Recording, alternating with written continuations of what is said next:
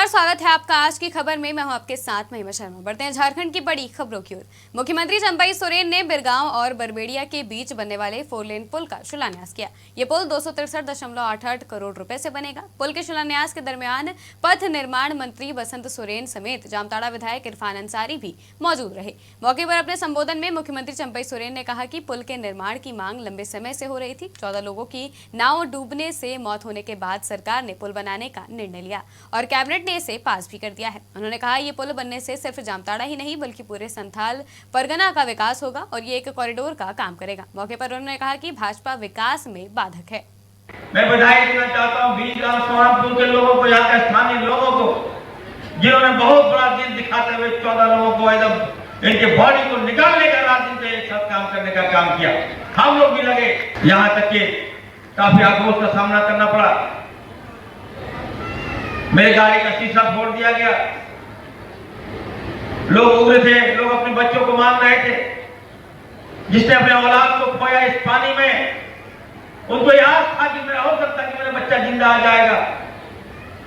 3 दिन के बाद सभी बॉडी को हम लोग निकाले और उसी समय हम बोले, यहाँ के आवाम को हमने कहा कि जब तक ये हम पुल नहीं बनवा देंगे, हम इसी पुल से डूबकर जान दे देंगे और हमारी बड़ी की जो विधायिका है।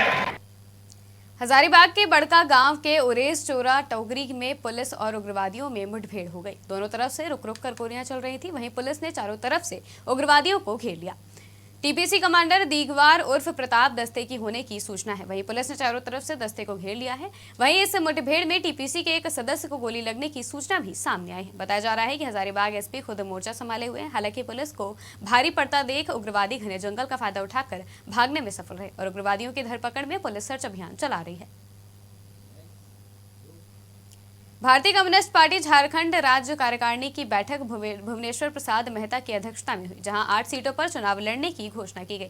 भाकपा ने झारखंड में रांची, हजारीबाग, कोडरमा, चतरा, पलामू, गिरिडीह, दुमका, जमशेदपुर सीटों पर चुनाव लड़ने का फैसला किया है। वहीं उम्मीदवार के नाम की घोषणा 16 मार्च के बाद की जाएगी। चुनाव संचालन के लिए उम्मीदवार चयन समिति, घोषणा पत्र समिति, सोशल मीडिया समिति का गठन किया गया है। बैठक में पूर्व सांसद भुवनेश्वर प्रसाद मेहता, प्रदेश सचिव महेंद्र पाठक समेत अजय सिंह सहित कार्यकारिणी के सदस्य उपस्थित रहे। विशेष रूप से आने वाला लोकसभा चुनाव पर गहन विचार किया गया। पार्टी की समझ है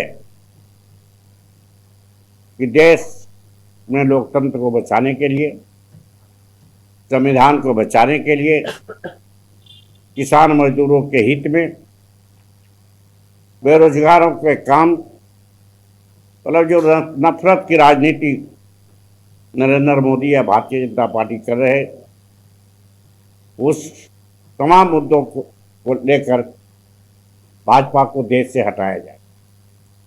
2024 में किसी भी प्रकार से नरेंद्र मोदी को सत्ता में आने से रोका जाए। मामला महुदा थाना क्षेत्र के लाल बंगला के पास एक दुकान में बीती रात चोरों द्वारा ताला तोड़कर चोरी की घटना को अंजाम दिया गया। उक्त घटना की जानकारी दुकान मालिक फिरोज अंसारी को तब मिली जब उनके बगल के दुकान संचालक सुबह अपनी दुकान खोल रहे थे। पीड़ित दुकान मालिक ने इस घटना को लेकर महुदा थाना में लिखित शिकायत देकर कार्रवाई की मांग की है। चोरी हुए सामान में सिलाई मशीन, बैटरी इन्वर्टर और लगभग 90,000 रुपए के सामान चोरी हुए हैं। पुलिस घटना की जाँच पड़ताल में जुटी हुई है। मामला दुकान चोरी हो गया कल रात में। जानकारी सर सुबह हमको बगल दुकान वाले भाभी थी एक, वो कॉल की, बोल भैया आपका दुकान खुला हुआ है।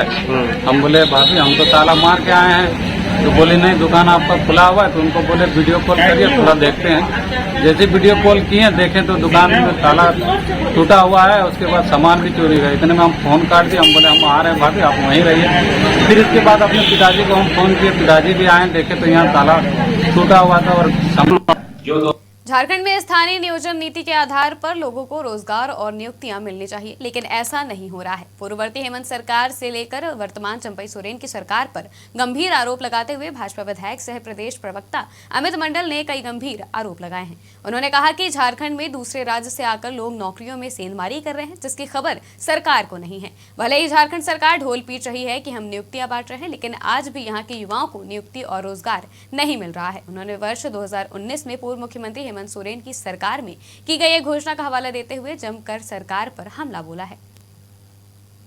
जो 2019 का और 2019 में मैं हेमंत जी का एक स्टेटमेंट पढ़ रहा था और हेमंत जी का स्टेटमेंट आया था कि 3rd 4th ग्रेड की नौकरियों में स्थानीय को हम लोग यहाँ पर नियुक्ति देंगे।